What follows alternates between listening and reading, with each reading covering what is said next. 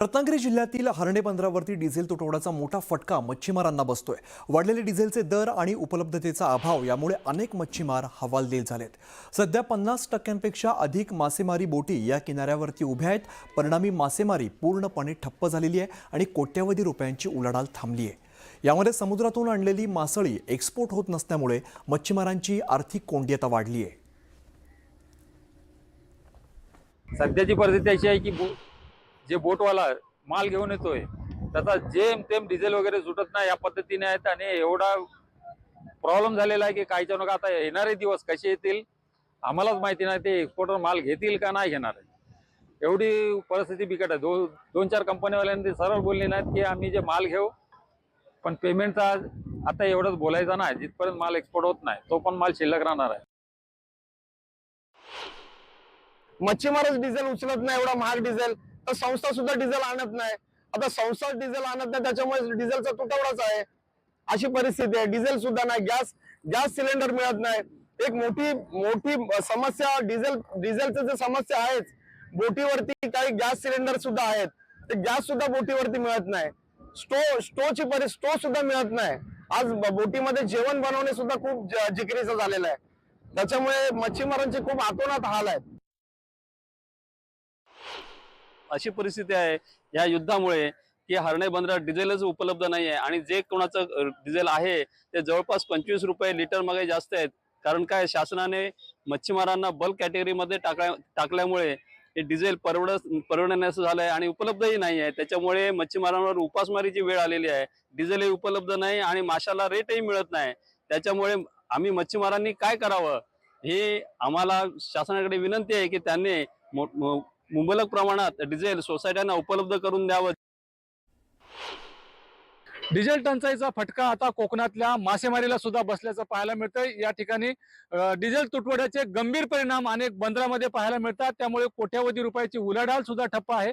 अनेक मच्छीमारांनी आपल्या बोटी बंद ठेवण्याचा निर्णय घेतलेला आहे, तर काही बोटी मासेमारीसाठी समुद्रात जात आहेत, मात्र त्यांना पुरेसे मासे सुद्धा मिळत नाहीत आणि एकतर डिझेल वाढलेला आहे, डिझेलचा तुटवडा आहे आणि त्यांचे जे मासेमारी करून आलेले जे मासे आहेत ते सुद्धा एक्सपोर्ट होत नाही। त्यामुळे इथला जो मच्छीमार आहे तो आर्थिक कोंडीमध्ये सापडलेला आहे। त्यामुळे मच्छीमार बांधवांवरती उपासमारीची वेळ सुद्धा आल्याचं आपल्याला पाहायला मिळते। अनेक मच्छीमार बांधवांनी आपला जे होणारा जो तोटा आहे तो टाळण्यासाठी आता बोटी किनाऱ्यावरती ठेवण्याचा निर्णय घेतलेला आहे। अनेक बोटींनी खाडीचा आसरा घेतलेला आहे, तर काही बोटी समुद्रामध्ये नांगर टाकून उभ्या आहेत। समुद्रकिनारी अशा प्रकारे बोटी अनेक बंदरामध्ये आपल्याला पाहायला मिळतात। मी हर्णे बंदरातलं हे दृश्य दाखवतोय। हर्णे बंदरामध्ये सुमारे 1 ते 1.5 हजार बोटी मासेमारीसाठी जात असतात, मात्र इथल्या अनेक बोटी आता खाडीमध्ये असतील किंवा समुद्रकिनारी नांगर टाकून अशा पद्धतीने उभ्या आहेत। त्यामुळे इथल्या मच्छीमारांचं मोठं नुकसान होतंय। मच्छीमार बांधव आर्थिक संकटामध्ये सापडलेला आहे। दुसरीकडे मच्छीमार बांधवांना सरकारकडून मदतीची अपेक्षा सुद्धा आहे, कारण डिझेलचा दर वाढलेले आहेत, डिझेलचा तुटवडा आहे। त्यामुळे इथला मच्छीमार बांधव जो आहे तो त्याची जी घडी आहे ती आर्थिक विस्कटलेली आहे। मच्छीमार बांधव आता संकटात सापडलाय, त्यामुळे सरकारने दिलासा द्यावा अशी मागणी सुद्धा आता केली जाते। शिवाजी गोरे, न्यूज 18 मराठी, हर्णे बंदर, रत्नागिरी। दरम्यान आखाती देशात सुरू असलेल्या युद्धाचा फटका नागपुरात सुद्धा बसतोय। नागपुरातील ऑटो एलपीजी पंपावरती इंधन संपल्यामुळे पंप बंद करण्याची वेळ आलेली आहे। एलपीजीचा पुरवठा सुरळीत नसल्यामुळे शहरातील विविध कंपन्यांचे 20 एलपीजी पंप हे बंद आहेत। त्यामुळे आता ऑटो चालकांना एलपीजीच्या ऐवजी पेट्रोलवरती ऑटो चालवण्याची वेळ आली आहे। त्यामुळे ऑटो चालकांना आता मोठा आर्थिक फटका बसतोय।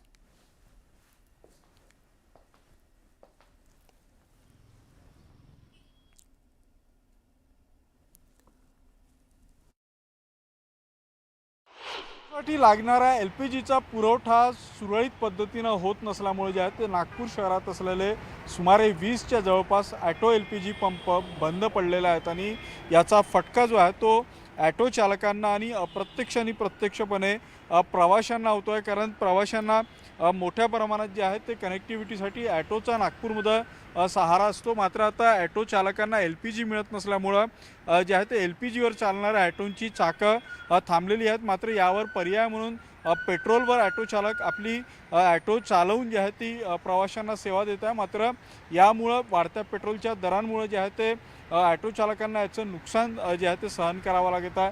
नागपूरमध्ये गो गॅस, पूर्ती आणि अशा वेगवेगळ्या कंपन्यांचे ॲटो LPG पंप आहेत. सुमारे 20 पंप आहेत आणि त्यांच्याकडं आवश्यक असलेला LPG साठा नसल्यामुळं हे 20ही पंप जे आहेत ते बंद पडलेले आहे. आपण काल पाहिलं होतं की एका पंपकडं LPGचा थोडा साठा होता, मात्र गेल्या 30 दिवसामध्ये 90 रुपयांना म्हणजे युद्ध सुरू व्हायच्या वेळी 55 रुपये प्रति किलो असलेला LPGचा दर जो आहे तो काल 135 रुपये प्रति किलोपर्यंत गेला होता. त्यामुळे 90 रुपयांना दर वाढले होते. मात्र त्या पंपातलं देखील LPG आता संपलेला आहे आणि तो पंप देखील बंद झालेला आहे. त्यामुळे आता नागपूरमध्ये ॲटो चालकांना LPG भरण्यासाठी एकही पंप उपलब्ध नसल्याचं पाहायला मिळतं. आपण या पंपवर आहे आणि इथं LPG भरण्यासाठी ॲटो चालक आलेले आहेत.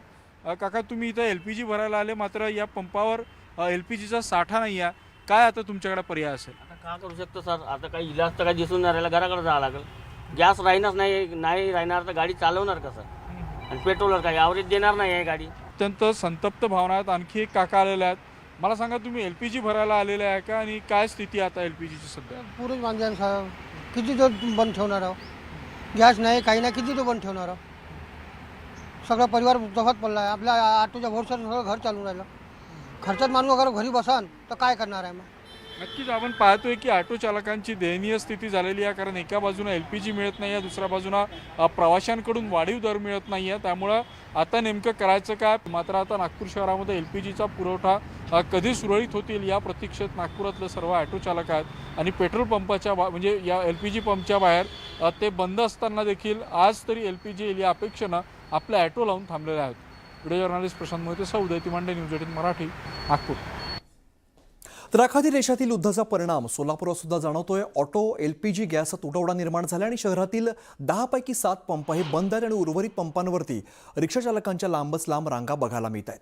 सुमारे 15 ते 20 हजार रिक्षांपैकी केवळ काही रिक्षांमध्येच गॅस आहे आणि हजारो चालकांना गॅस अभावी रिक्षा बंद ठेवण्याची वेळ आली आहे. या परिस्थितीमुळे रिक्षा चालकांचं मोठं आर्थिक नुकसान होत आहे. गेल्या महिन्याभरापासून आखाती देशातील युद्धाचा परिणाम आता थेट रिक्षा चालकांच्या रोजीरोटीवर आल्याचं चित्र आपल्याला पाहायला मिळत आहे. सध्या आपण जुळे सोलापूर येथील एक LPG गॅसच्या या पंपावर आहोत आणि गेल्या 8 दिवसापासून हा पंप बंद आहे. सोलापूर शहरात पाहायला गेलं तर 10 LPG पंप आहेत, त्यापैकी केवळ 3 LPG पंप आहेत ते चालू असल्याचं लक्षात येत आहे. मात्र सध्या आपण सोलापूर शहराचा विचार केला तर 15 ते 20 हजार रिक्षा चालक आहेत. जवळपास 8 ते 10 हजार ज्या रिक्षा आहेत त्या LPG गॅसवर चालत असतात. मात्र गेल्या महिनाभरापासून आखाती देशातील युद्धाचा परिणामामुळे आता LPG जे पण आपला गॅस ठेवण्याची वेळ गेल्या 8 दिवसापासून आल्याचं पाहायला मिळत आहे. एकंदरीत पाहतोय की युद्धाचा थेट परिणाम आता जे सोलापुरातील रिक्षा चालक आहेत त्यांच्या रोजीरोटीवर होताना आपल्याला पाहायला मिळत आहे. जवळपास 1 ते 2 पंपावर 2 ते 3 किलोमीटरच्या रांगा आपल्याला पाहायला मिळत आहेत.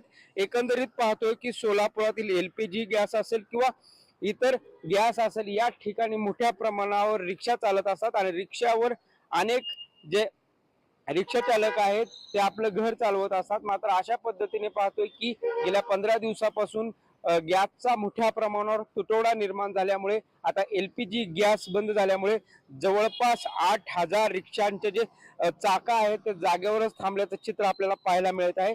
एकंदरीत पाहतोय की माजी आमदार नरसय्या आडम यांनी थेट राज्य सरकारला आता इशारा दिलेला आहे. जर LPG गॅस संदर्भात तोडगा नाही निघाला तर पालकमंत्र्यांना घेरावा घालण्याचा इशारा आडम मास्तर यांनी दिला आहे. त्यामुळे आता सोलापुरातील LPG गॅसचा तुटवडा मात्र मोठ्या प्रमाणावर भासताना आपल्याला पाहायला मिळतोय. प्रीतम पंडित, न्यूज 18 मराठी, सोलापूर. इकडे वर्ध्यामध्ये हॉटेल चालकांसाठी बायोमास शेगडी ही जीवनदायिनी ठरते आहे. व्यावसायिक सिलेंडर मिळत नसताना अडचणीच्या काळात बायोमास शेगडीमुळे हॉटेल व्यावसायिकांना मोठा दिलासा मिळतोय. शेतातील टाकाऊ वस्तूंपासून ही शेगडी बनवली जाते. एका इंजिनिअरिंग वर्कशॉपमधून ही शेगडी तयार केली जाते.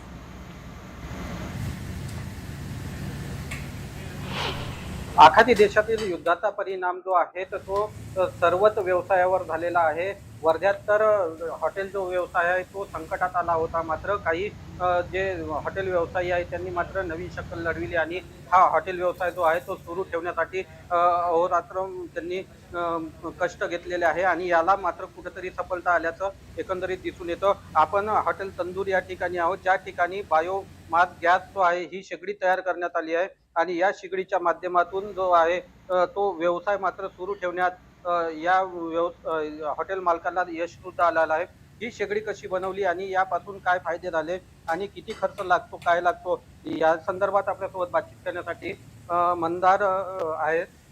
काय भाऊ, कशा पद्धतीनं ही शेगडी बनवली आहे, काय फायदा झालाय? साधारणतः 9 तारखेपासून सिलेंडर सप्लाय हा बंद झालेला आहे, कमर्शियल सिलेंडर सप्लाय. त्यानंतर सिलेंडरला पर्याय शोधायला आम्ही सुरुवात केली. पहिले हे आणून पाहिलं, शेगड्या कोळसा शेगड्या आणून पाहिल्या, पण त्या आणि इलेक्ट्रिक हे आणून पाहिलं, पण ते काही जमलं नाही. पण बायोमास हे असं प्रॉडक्ट सापडलं गुगलवर सर्च केल्यावर, की त्याच्यावर स्टोव चालतो. म्हणजे बायोमास म्हणजे शेतीत जे वेस्ट निघतं, म्हणजे तुराटे आहे, पराठे आहे, त्याच्यापासून कांड्या बनवल्या जातात आणि ते या स्टोवच्या माध्यमातून जाळल्या जातात. ते सक्सेसफुल झालं आमचं. एका इंजिनिअरिंग कंपनी आम्हाला ते बनवून दिलं आणि जवळपास 16 तारखेपासून आम्ही त्याच्यावर आमचं यशस्वीरित्या हॉटेल चालवतोय. आम्हाला समस्या होती की जेवढे मजूर आहेत आमच्याकडे ते कशी जगतील व्हायच्यानंतर, पण त्या या बायोमासनी ॲग्री वेस्ट, शेवटी शेतीचं महत्व कळलं की ॲग्रिकल्चर वेस्ट पासून बनलेल्या या बायोमासनी आम्हाला जिवंत ठेवलेलं आहे. नरेंद्र बाते, न्यूज 18 मराठी, वर्धा.